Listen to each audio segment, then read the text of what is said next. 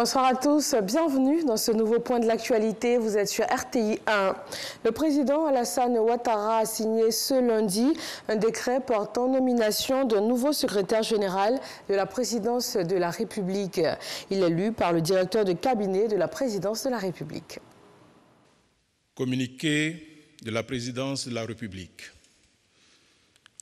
Le président de la République, son Excellence M. Alassane Ouattara, a procédé ce lundi 29 mars 2021 à la signature d'un décret portant nomination de M. Abdourahmane Cissé en qualité de ministre, secrétaire général de la présidence de la République, en remplacement de M. Patrick Jérôme Hachi, nommé Premier ministre, chef du gouvernement, fait à Abidjan le lundi 29 mars 2021.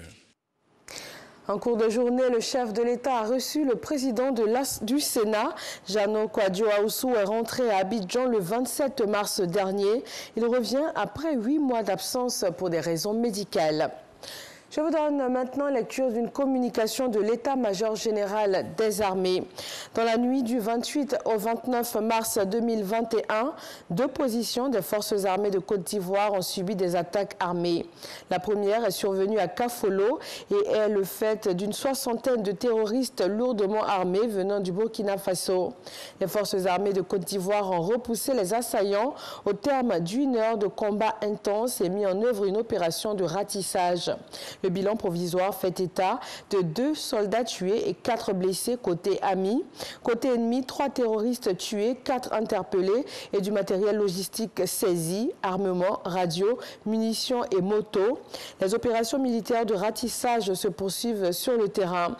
La deuxième attaque est survenue à Kolobougou, à 60 km au nord-ouest du département de Téini, faisant frontière avec le Burkina Faso, où un poste de gendarmerie a été la cible d'individus non identifiés. Un gendarme ivoirien a été tué et un autre blessé. Aucune victime découverte au côté ennemi pour l'heure. Le chef d'état-major général des armées présente ses condoléances aux familles des soldats tués et formule des vœux de prompt rétablissement aux blessés. Il salue le courage et la détermination des hommes engagés dans cette opération. C'est signé le général de corps d'armée Lassina Doumbia, chef d'état-major général des armées. Un procès relatif à la Côte d'Ivoire s'est ouvert ce lundi aux assises de Paris. Il concerne le bombardement de 2004 à Bouaké. 2 avions ivoiriens avaient alors bombardé un camp français de la force Licorne. Bilan, 9 soldats français et 1 civil américain tué, 38 personnes blessées. En retour, l'armée française avait détruit l'aviation ivoirienne. Après plus de 16 ans, les pilotes sont poursuivis pour assassinat, tentative d'assassinat et destruction de biens. Mais les 3 co-accusés sont absents. Le Biélorusse soupçonné d'avoir piloté l'un des Sukhoi a disparu et les 2 copilotes présumés ivoiriens ont bénéficié d'une loi d'amnistie en 2007. L'une des questions principales à élucider lors de ce procès, qui a ordonné ce bombardement et pourquoi? En Côte d'Ivoire, le système d'état civil est en pleine mutation.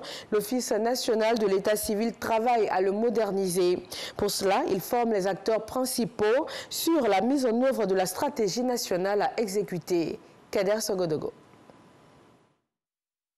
Une insuffisance du cadre juridique, une faiblesse de l'infrastructure, une gouvernance, une coordination et une organisation inadaptée, ce sont quelques mots qui ont pendant plusieurs décennies affaibli l'état civil ivoirien.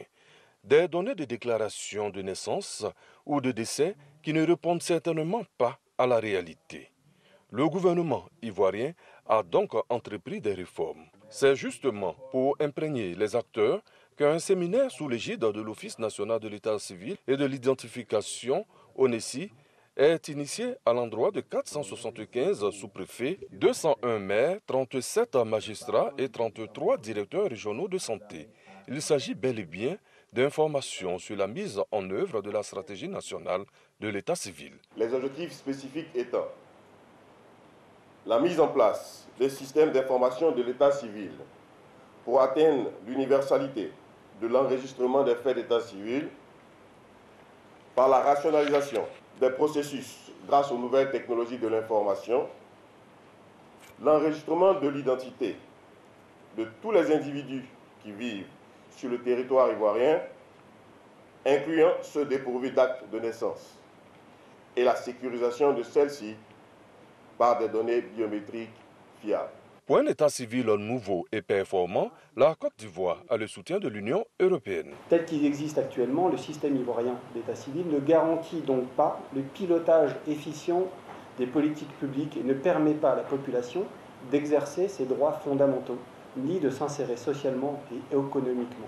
Ainsi, l'Union européenne, l'année de ses 60 ans de présence en Côte d'Ivoire, est fière d'apporter un soutien à la réforme de l'état civil. L'état d'avancement de la mise en œuvre du registre national des personnes physiques, les changements majeurs de la nouvelle loi sur l'état civil, ce sont quelques matières au programme du séminaire qui va durer 3 jours.